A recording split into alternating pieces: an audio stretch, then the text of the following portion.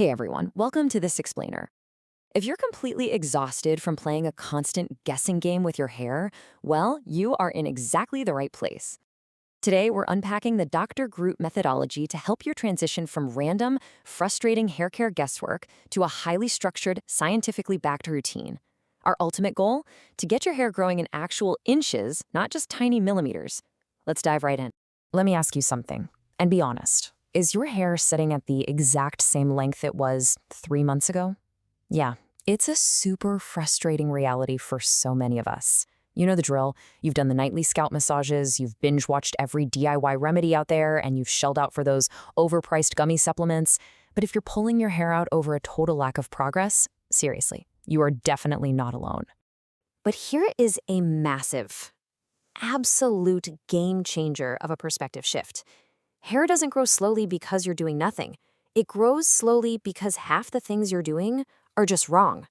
Wow, right? That is a huge realization. So today we are totally swapping out that frustration for pure science. We're going to bust the myths that are actively sabotaging your hair and dive straight into 7 proven tips to completely overhaul your routine for success. Okay, section 1, mastering the wash routine. So tip number 1, we've got to abandon that basic old school shampoo, rinse, and go habit. If you want real growth, you absolutely must master the Trinity routine. Think of your hair in 3 distinct zones. First up, the scalp. You want to use something like the Dr. Groot's thickening shampoo, which packs biotin and probiotics to cleanse your scalp without stripping it completely dry. Zone 2 is the mid-lengths. Take your conditioner and apply it evenly with both hands to really hydrate those inner strands. This gives you that full look without the frizz. And finally, Zone 3, the ends. You've got to finish with an oil to lock that moisture into your oldest, driest hair. If you ignore those ends, you're basically inviting the quiet breakage that totally destroys your overall length.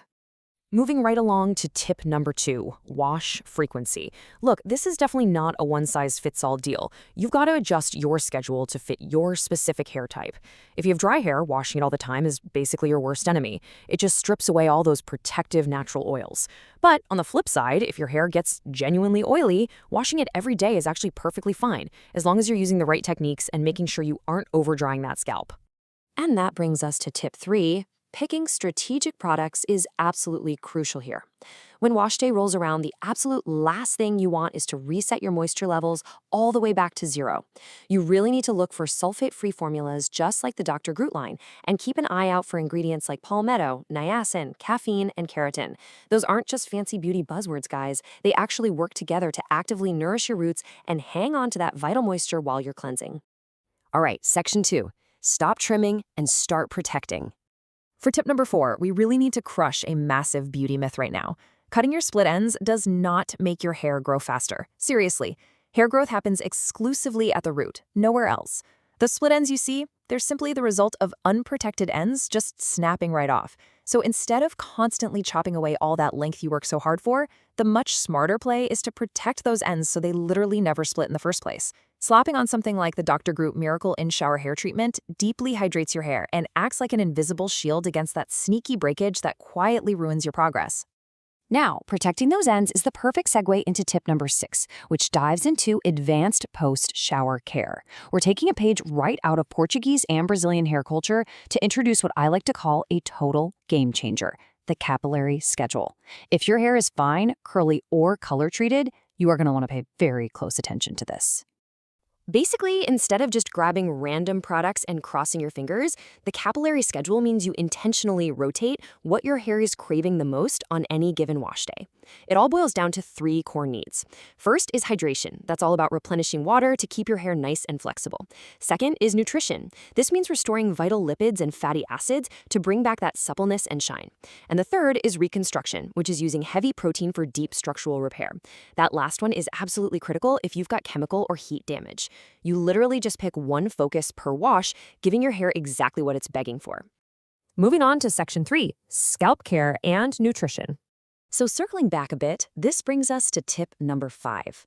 You've got to focus on both your internal and your topical biology. Think about it. Your body literally manufactures your hair from the raw materials you feed it. That's exactly why those extreme crash diets almost always lead to massive hair shedding. Internally, you want to feed your follicles with protein-rich foods to stop that shedding, and iron to deliver fresh oxygen. At the exact same time, you should be applying topical nutrients, like Dr. Groot's formulas that use biotin to reinforce your keratin structure, and ginseng root extract to perfectly prime the scalp. If you want real, noticeable results, it's 100% an inside-out approach. And that leads us to tip number 7, which is all about blood circulation. Good blood flow is literally the ultimate foundation for hair growth. But please skip those hard bristle brushes. They just create friction and damage your hair. Instead, gently massage your scalp using your fingertips or something like the Dr. Groot Scalp Cleansing Brush, along with their thickening serum to really wake up and stimulate those follicles. Just a few minutes of targeted pressure while you do your routine can make a highly measurable difference in your circulation in just a matter of weeks. Let's hit our final section, Section 4, maximizing your growth cycle. You might mistakenly believe you've simply hit your absolute genetic limit for hair length, like, well, this is as good as it gets.